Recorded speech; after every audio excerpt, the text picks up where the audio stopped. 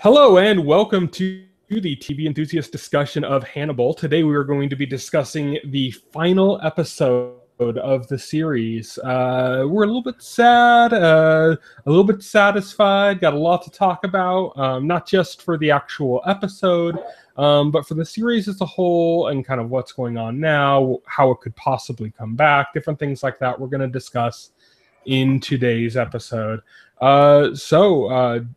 I am your host for the evening. My name is Tyson Gifford. I am the editor-in-chief of TV Enthusiast. And joining me in the discussion tonight is William Roerig. He is our news director. Hello.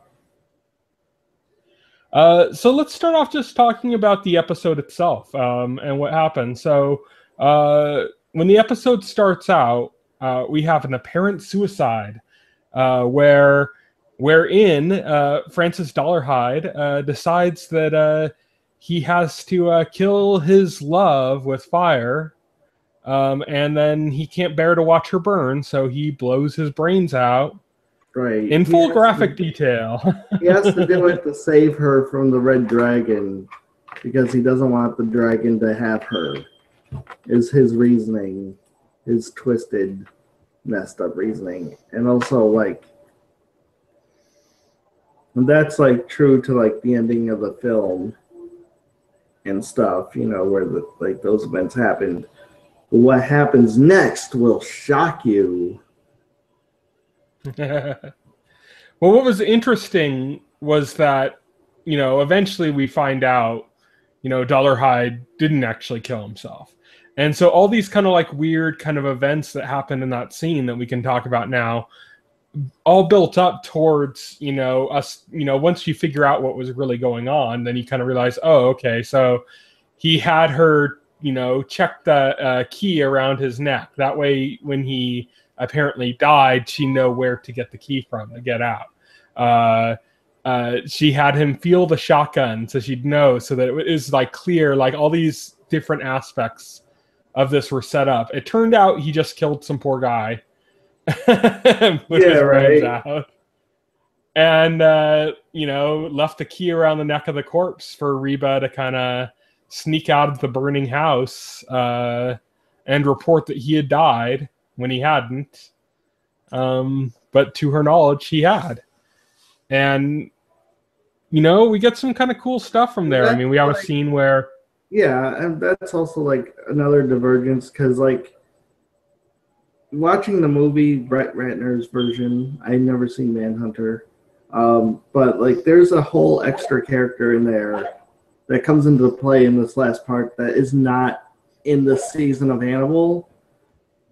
Mm-hmm. So they had to kind of do the key thing to kind of get them to the point, because the whole point at the end of the movie, Francis sees Reba, with this guy, and that makes him extremely jealous.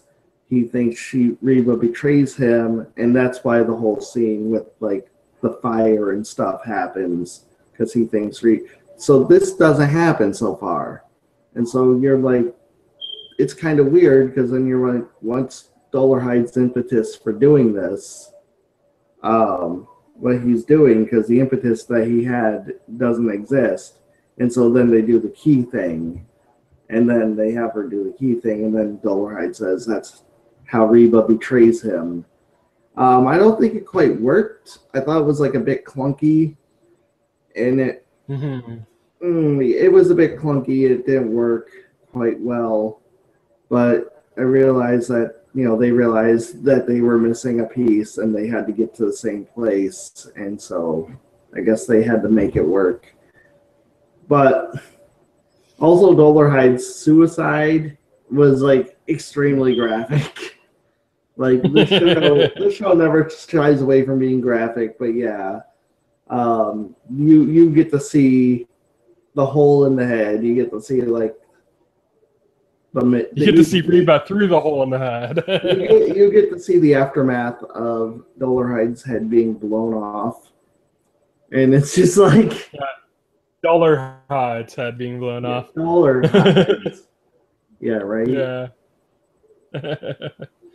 But so that led to an interesting scene though, because we had this moment where Will Graham is talking to Reba, and it's basically trying to console her for basically falling in love with a serial killer. And there's this parallel to him with Hannibal Lecter and this kind of relationship they have between the two of them. And so it's kind of an interesting conversation, is like Will's kind of grappling with this because he knows he has to kind of kill Hannibal, and he's not sure, how he's going to go about this. And there's just a lot going on there. Right. We end up having a moment where Dollarhide ambushes Will Graham, and Will Graham sets up Dollarhide to take out Hannibal as like a means of doing it. Right. He says, the one you should change is Hannibal Lecter. Yeah. I thought, wow, this is so devious of Will.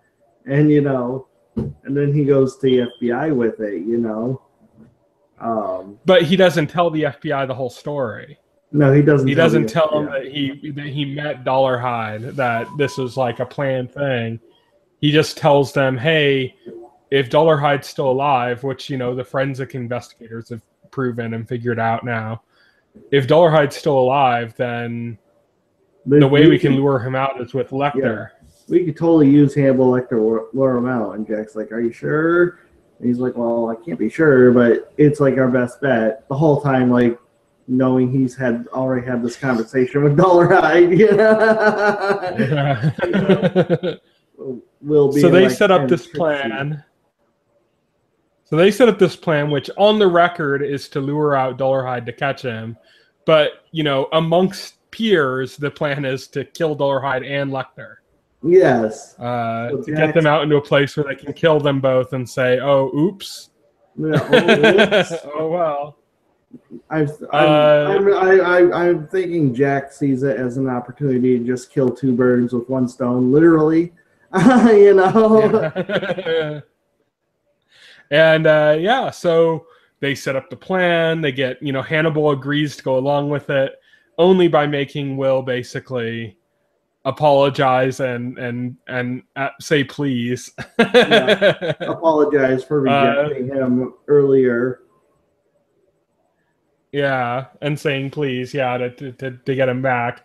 And so Hannibal goes... Before Will finds out that Dollarhide's still alive, Will wholly rejects Hannibal, Yeah. And Will thinks it, and then Dollarhide comes back, and then Will has to go back to Hannibal. And pick the mic back up. And pick the mic up, yeah. And it was so cool, but then they're like transporting Hannibal, and then Dollarhide comes in, and he actually like ambushes them, and they kills everyone except Will and Hannibal, and like sets Hannibal free. and Hannibal is like so swag in that scene. He's like, are you going my way? Are you going my way? Yeah. And then Hannibal and Will travel off to Hannibal's Cliffside Estate. Yeah. Where he had kept Miriam last before, and where he had spent time with Bella as well. So he referenced both of those as, having the time between those and the time between that time and now, the bluff has ever shrunk. The cliffside has fallen to the sea. And he said, eventually all of this will be gone. It'll all be swallowed by the sea. And so, Hannibal back in his place gets a chance to kind of get back into his sophisticated clothing, pull out some wine, have some friendly conversation with Will. Then Will remarks, he's watching us. Hannibal says, I know. And then Hannibal gets shot right through the stomach. Yes. What surprised me, Dollarhide ambushes them. You don't even see it coming, until you know Dollarhide's going to appear, but it's so sudden because like Hannibal just gets shot in the stomach, and it's so sudden and shocking that it just makes you sit up.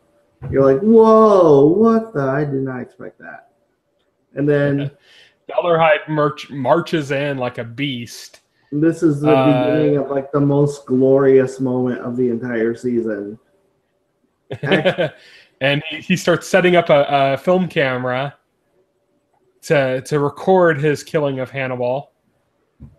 And but something changes in Will's mind about the situation. I think Will feels a little bit of regret at the idea of using Dollarhide to kill Hannibal. Right. And so Will reaches back for his gun. Of course, Dollarhide perceives this and goes to stabbing Will in the neck, lifting him off the ground. Yeah, it was pretty brutal. I thought they were actually going to like kill off Will in that scene. I was like, and it was just brutality pursued from that point. Oh my God. No, this was Will glorious. pulled the dagger out of his Will pulled the knife out of his throat. This was so glorious because then we got Hannibal and Will tag teaming the Red Dragon and taking him down together. This is like fan fiction at this point. This is like a Hannibal Lecter like Silence of the Lambs like fans like wet dream just happening right now, because this doesn't happen in the books or the films, And so at one point it's like blatantly like fan fiction-y, but the other point it's like also like super poetic and really caps off like the point of the series, which was this relationship between Hannibal and Will. And it was like the perfect, so it was like so poetic in that sense because it was finally tied in the story of Dollarhide into the story of Hannibal and Will, and kind of brought the focus back on them and their relationship in like such a poetic way. And I really loved at the end after they had killed Dollarhide, where they're embracing and Hannibal says, "This is all I've ever wanted for you, Will."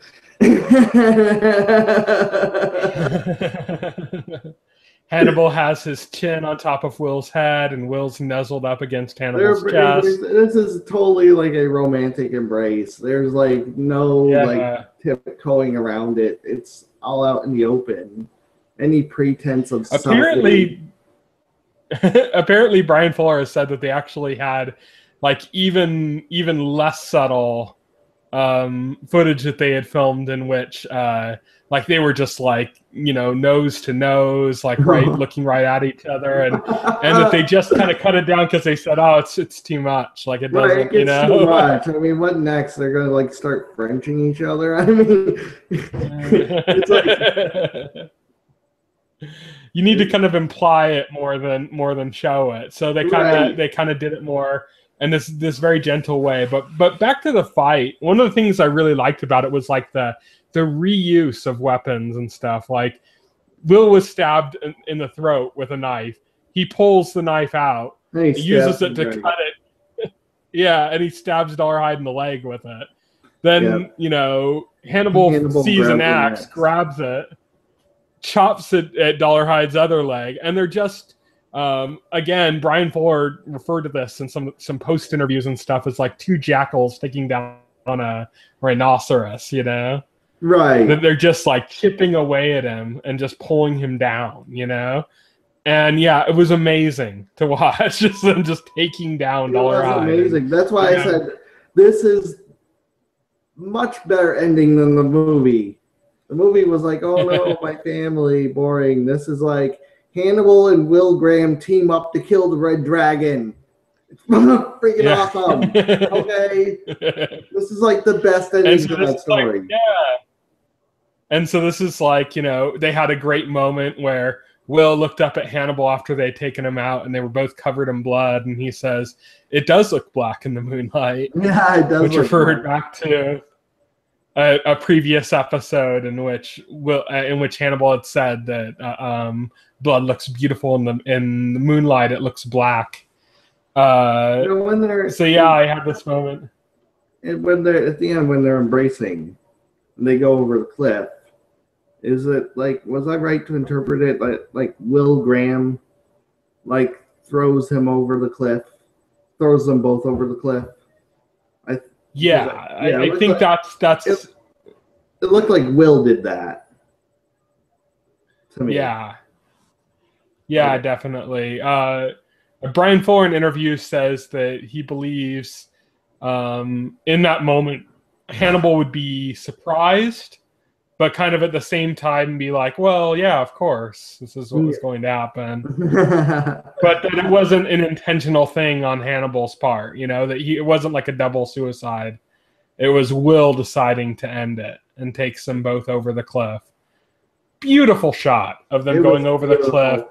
Oh and then you see this ocean crashing against the cliff and the music. And it I was actually, I believe, an original song from Susie and the Banshees, I believe. That did really? Original song for it. I believe. I'm trying to... It was perfect. That last shot of the cliff, that was the perfect ending to the series, I thought. Wow, that's, you know what? They couldn't have ended it more perfectly, in my opinion. If this is the way it's going. And the credits going over the shot of the cliff, it was just gorgeous. Yeah, it was beautiful. I mean, it was like the ending of a beautiful movie. Yeah, it was amazing. I was blown away. I was like, wow. I mean, it's not like as mind blowing as like the ending of season 2, but I thought as a series finale, perfect. Yeah. Then we get one more scene. This kind of ruined it for you. It's I understand it though, because this is when they filmed this, they did it with the intention that there was going to be a 4th season. Right. They didn't have time to make changes and stuff. I get it. I get their situation that, you know, they wanted another season and that they didn't have time to go back and edit it after the cancellation was announced. You know, they didn't get a chance to do that. So I totally get why this scene exists, but I think now in this context, it just kind of spoils what was the perfect ending. Yeah, and it's, in a sense, that's the case, but this can bring us to a whole other topic of conversation. So let's talk about what the scene itself was. It was Bedelia at a dinner table, missing a leg, with a leg, you know, dressed up on the table for dining, very similar to the scene with Eddie Izzard in season 2, right, when Lecter fed him his own leg. Right, and you see Bedelia takes a fork, and she kind of hides it away, you know. Yeah, and I saw somebody point on the internet there were place settings for 3 people. Oh, for Bedelia, okay. And 2 others, which kind of lets you know what you would have expected from a 4th season of Hannibal. Right. Like what direction they were kind of moving in with that. And yeah, so that's kind of what they were implying. That was their tease for season 4, basically similar to the Bedelia and Hannibal on the airplane scene in the season 2 finale. Right, exactly. That it was kind of the setup for what we were going to get in season 4. So while it kind of does kind of mess up that kind of perfect ending with that scene, at the same time, there is still a lot of chatter that Hannibal can come back. There's always might very well come back. There's always going to be chatter. There's always going to be hope for that. I mean, in Fuller's more recent interviews, though, it seems like it's ongoing. The talks are still ongoing. Right. This isn't something that, you know, was just referenced once and forgotten. I guess De Laurentiis is going around trying to secure financing. They're talking about possibly crowdfunding a movie, which would be interesting because I think it would work. I mean, I'd donate. I'd put money in for that, you know. But they're talking about doing that as a possibility. He also mentioned his current relationship working with Starz and the possibility of doing a mini series on Starz that would pick up, you know, not as a movie, but as like, you know, what would be like basically season 4 of Hannibal. So yeah, I mean, there's a lot in talks on that. I mean, season 4 was not supposed to be a Silence of the Lambs season. It Right. was supposed to be an original story, original to Brian Fuller, and it would start to set up Silence of the Lambs, which would be the 5th season, though. So he was talking again about the rights, and saying, well, maybe I could talk to Stars. We could work on the possibility of doing a miniseries through them, and maybe we get our chance to talk about the rights Right. with the right owners of Silence of the Lambs, because they'd want to use elements to set up Silence of the Lambs in the 4th season, so that they could do Silence of the Lambs with the 5th season. Right. So there's a lot of talk about different ways in which we could get Hannibal back, as like a movie, as like a crowd-funded project, as a mini series on Stars. So there's a lot of chatter about this. This is not insignificant. And when you consider also the dedication of Brian Fuller and Hugh and Mads to the project, there's actually quite a bit of hope you could have towards this being an eventuality. Of course, if this happens, it's not going to be immediate. We're not talking like, oh, it'll be announced and it'll come back next year. No, it'll be like a few years. Yeah, So this is the series finale regardless. If it comes back, it's like a sequel series in the same way like Heroes Reborn is a sequel series. Right, exactly. And the new X-Files is a sequel series. I'm just not going to entertain the notion until it is a reality. I'm just not going to bother to entertain even the notion, because, who knows? Anything could happen. You don't want your heart to be broken twice. No, I don't. So yeah, let's chat a little bit. I want to talk more about the series as a whole, but before we do that, let's kind of talk about what is going on with everybody, where everybody's going and stuff, what's going on. So first off, Mads Mikkelsen is off to a galaxy far, far away. Yep, he's off to Star Wars. And maybe even Marvel. He is the cast of Rogue One. Yeah, that's a rumor as well for they're trying to get him to be in Doctor Strange, which would be interesting. Sherlock Holmes versus Hannibal Lecter. Amazing. That's fan fiction right there. That's fan fiction. But on top of that, then you have Hugh Dancy has moved over to Hulu, where he's going to be taking part in a series alongside Eric. It seems like it's really going to be kind of like a Scientology-esque kind of thing, like about some kind of a cult-like thing similar to Scientology.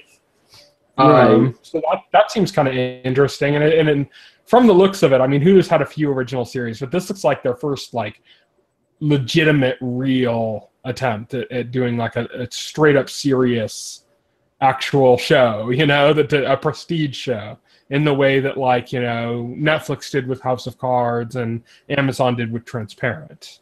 Right. Exactly. This is their prestige show. If this goes through, this is going to get a lot of attention through Hulu. It has a huge cast besides even just Aaron Paul and Hugh Dancy.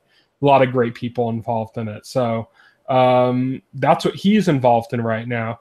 Brian Fuller is working at Stars right now, adapting American Gods, based on Neil Gaiman's book of the same name, which is going to be the most exciting of all three of the projects. I believe so. Yeah, definitely. But all three seem to be very attached still to Hannibal, and all three projects are kind of like a weird,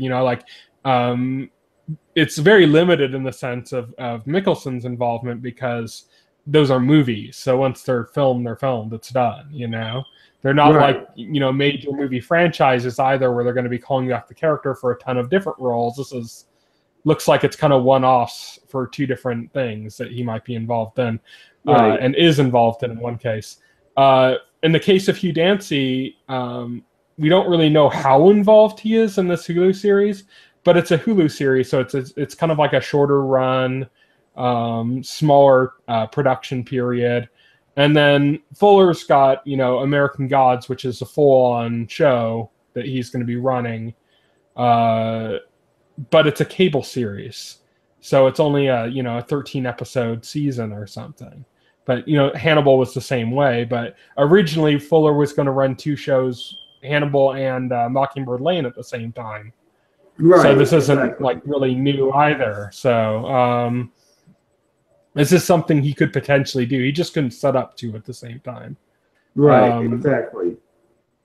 So there's a lot of possibility there. I mean, like you said, it's better not to kind of entertain the notion that this is going to happen or something, but it could. It could. Yeah, definitely. It would be great to see it happen, but yeah.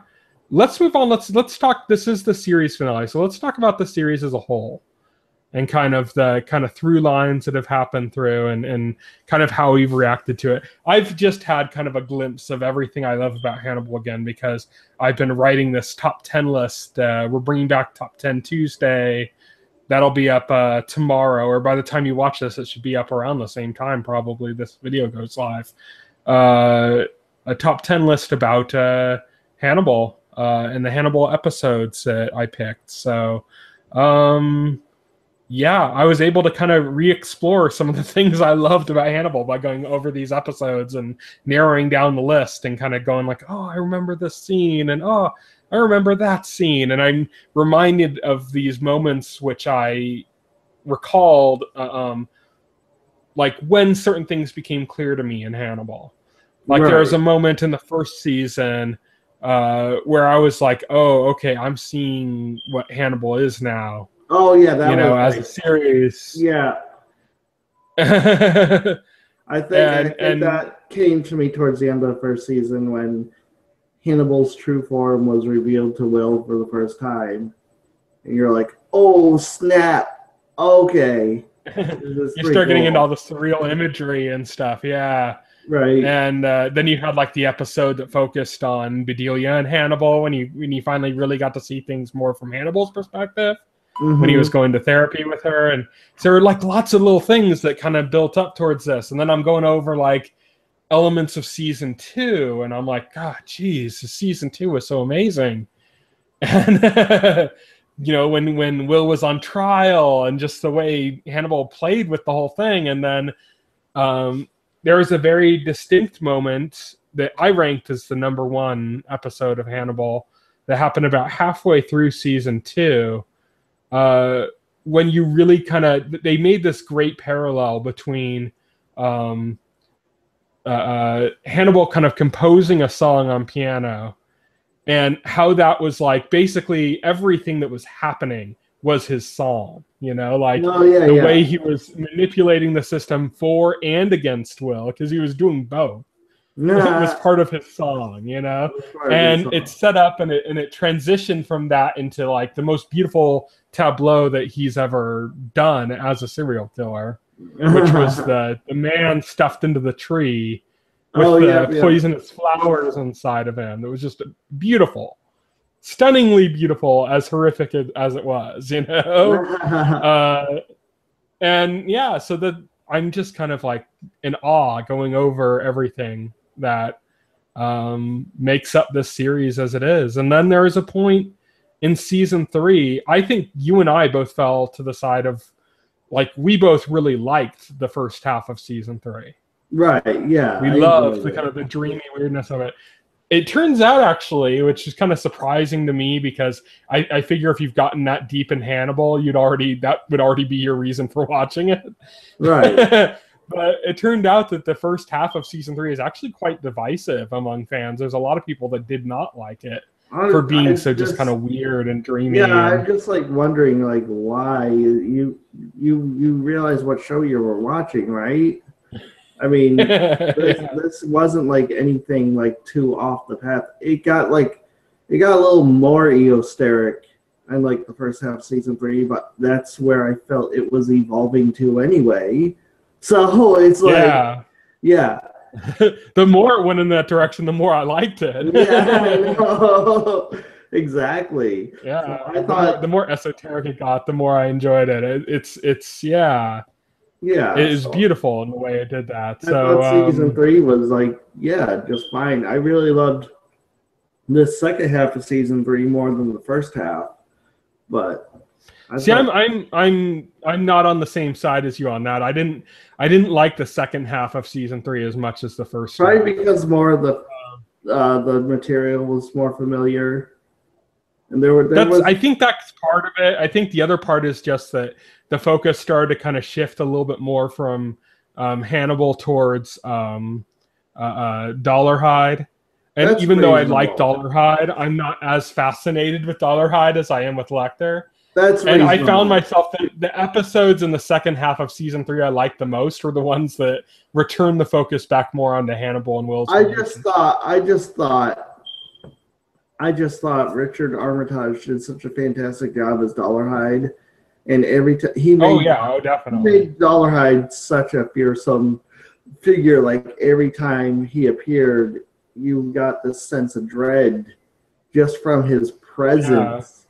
And I thought, that's I still adored every frame of the rest of the season. A difficult thing to pull off, especially like even when he's doing nothing, you still got that sense of dread off of him, and that's such a difficult thing to pull off with like your villains, because you can just be way too cheesy. You could just be, not intimidating enough. I think Richard Armitage struck that magical center of that to where just brilliant. And I enjoyed that performance immensely. And that's part of what made the second half of season 3 so great for me, even though we didn't get as much of Hannibal as we would have liked. Yeah. Well, that's the thing. It's like I adored every frame of the entire season, So it's not, when I say that I didn't like the second half as much as the first, that is in no way saying I didn't enjoy the second half. Right, I did. right. I thoroughly enjoyed it. I just really enjoyed the focus on Hannibal that the first half of the third season had. Yeah, definitely. Where it was like fully on him, and that really drove me in. It really brought me into the story. So yeah, I mean that's what did it for me.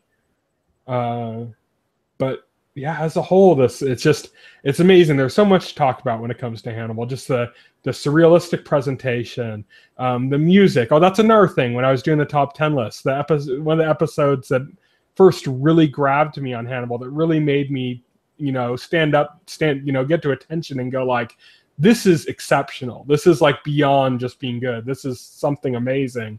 Was the episode that focused on the other serial killer that killed the guy and turned his body into a cello. Yeah, that was like you really got a sense for the bizarre and stuff. Yeah, the way they were using sound in the episode.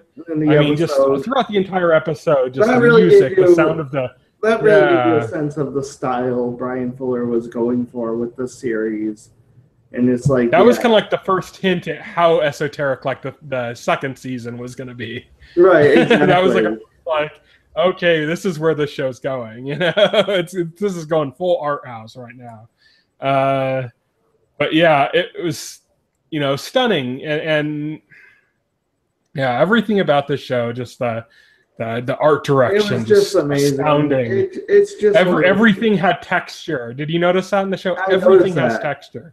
It's just one of everything in the background. If it's not just a white wall, it'll have like these weird textures involved in it. Everything is textured and layered, and it's just like a rich oil painting.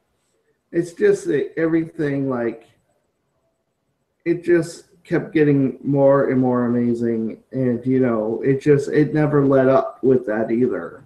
It never got bad. Mm-hmm. It never got disappointing. And I was like, wow, I was consistently amazed. Like season 2 was even better than season 1. I thought season 1 was pretty damn good after that ended. And then season 2, after that ended, I was just blown out completely, because that was like the most ballsy ending to a season of television I'd ever seen. I've never seen a season of television just take their entire main cast and essentially kill them all off. Like maybe, but it's just everybody was wiped out at the end of that, and Hannibal just walks away, and I was just, whoa, you cannot not have your jaw drop at that and just be in total awe of this show after seeing that something like that. You know, you just left breathless. Yeah. Yeah. Just left entirely breathless, you know. It's just stunning. The way everything played out with that, and just the evolution of the series, like you said, from season 1 being amazing to season 2. I remember when season 1 was on, I was excited about the show, not because of Hannibal or anything, but because I was such a fan of Bryan Fuller. And I'm like, oh, I want to see his next thing. And I actually had more hope for Mockingbird Lane than I did for Hannibal, just because it was kind of a little bit more kind of weird and supernatural and stuff. And right. But then as they went on, I'm like, wow, okay, no, I was completely wrong. Hannibal is Bryan Fuller at his best. Right. This is just amazing. And I completely fell in love with everything he was doing with it. And by the end of the first season, I was like, wow, this is one of the best shows on TV. By the end of the second season, I was like, wow, this is the best show on TV. Yeah, this is the best show. By the end of the season, you're like, this is the best show on TV. Yeah, definitely. And it's a network show, which is just stunning. Yeah, you just can't believe that this is on network. Like, you know, they didn't get. It's not even just the violence; it's just how surreal it is, and like, you know, how it just the subtlety and some of the writing, and it doesn't follow the typical network TV formula at all. It feels like a cable show. It feels like where's the hot girl that teams up with Will Graham to solve crimes? Alana Bloom, sort of, I guess. You know, that's like the closest you get. You know, yeah.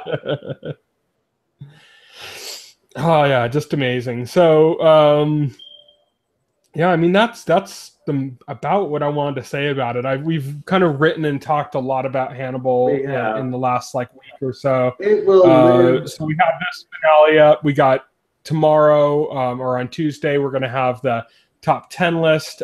Last week, I wrote a spotlight feature on it, and I think we have even more coming up. This is a series that we're probably going to be referencing throughout, just period, in the same way we do Lost. Yeah, which is another show that we just continue to talk about. Right. This is going to be something we'll talk about forever because it's just left that big of a mark. It's left that big of a legacy. You know, we're not going to forget Hannibal. Probably, you know, it's going to be something that, you know, we'll be referencing from here till eternity, and I'm fine with that. It'll be in our lucid nightmares forever. Yes. So yeah, man, we just gotta to use Hannibal's or the Red Dragon's words back to Bryan Fuller.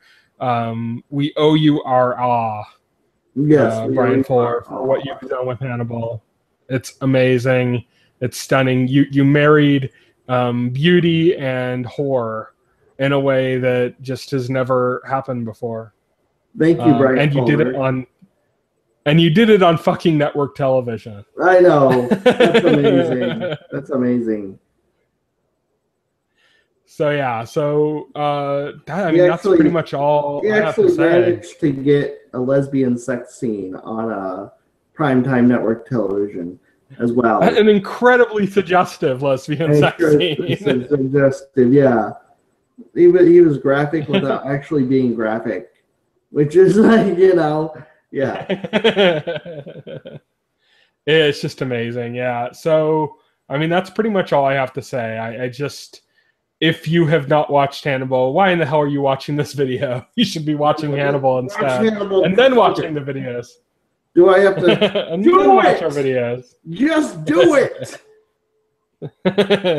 See, now you've turned William Rorig into Shia LaBeouf. Look what you've done. Look what you've done. Look what you've done to me. So yeah, check out our other content related to Hannibal. We'll have some more. I think pretty much is going on forever. I'm sure we're going to be bringing back Hannibal stories throughout. 2 years from now, we're going to end up writing some story about why Hannibal was so good. So yeah, if you haven't watched Hannibal yet, again, what are you doing watching this? Go and watch Hannibal. It's on. First 2 seasons are on Amazon Prime. Third season will be eventually. Right now, it's on, I believe, both NBC.com and Hulu. But Hulu probably only has the last couple episodes. I'm sure. Yeah, it's the I think NBC.com. That's the Hulu way. That's the Hulu way. Actually, last time I checked, Hulu has the full season, but now the first half of it is locked behind a cable subscription. So you have to actually sign in. You actually have to sign into your cable provider to watch them. And like the last, to authenticate. Yeah, the last 5 episodes you could just watch through Hulu without cable. Dumb. But yeah, in the meantime, you can watch the first 2 on Amazon. The third one will eventually be up on Amazon. They already have the rights for it. So if you don't have Amazon Prime, I don't know why you don't already have Amazon Prime. The 2-day shipping alone is worth it. I had Amazon Prime for a long time before I even bothered watching any of their content. Just because the 2-day shipping was worth it, you know? Pay a yearly fee and you get that 2-day shipping during Christmas alone is worth it. So yeah, you know, it's easily accessible. You can get Amazon on almost anything, on game consoles, on your Roku, Apple TV, any of that stuff you can get Amazon on. You can watch your episodes of Hannibal there. So if you haven't watched it, stop watching this now. Watch Hannibal. If you have watched it and you want to catch up again, that's your source for doing it. We're going to have more stories continuing on about Hannibal, like I said, pretty much indefinitely. One other thing I can say, this is something I have to check out myself, so I can't give any insight on what's in it, but Bryan Fuller is the first guest editor in history for Fangoria magazine. The current issue that's on newsstands right now, he guest edited, and it has a bunch of stuff about Hannibal in it. Awesome. As well as other stuff unrelated to Hannibal. So yeah, I was actually checking to see if it was digitally available. I was going to try to go over it before we did our discussion tonight. I guess it's not. I guess they don't make it digitally available through like digital newsstands. So I'm just going to have to pick that up. You're with the Times, Fangoria. Well, they have a Fangoria website, but I guess it's just not. They don't have the individual digital episodes available. Maybe you can digitally subscribe. I don't know. I'm still looking at it. I'm probably just going to end up picking up an actual issue of it. But yeah, that's something you can do if you want to check that out.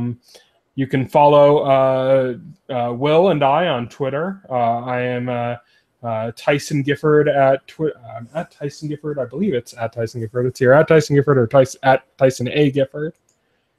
Let me double check that right now. While I'm doing that, Will, tell them where they can get a hold of you. At Voxel Hero. And yeah, I am at Tyson Gifford. That's it. So yeah, follow us on Twitter. Can check out what we've got going on there. Follow Bryan Fuller on Twitter. He's at Bryan Fuller, I believe. You can just look him up there. You can stay up to date on what's going on with American Gods, which hopefully he'll do. He'll bring in Mads and Hugh in some way on American Gods hopefully. As well. But yeah, check out our website, tventhusiast.com. If you're on our YouTube channel, that's where you can get the majority of our content.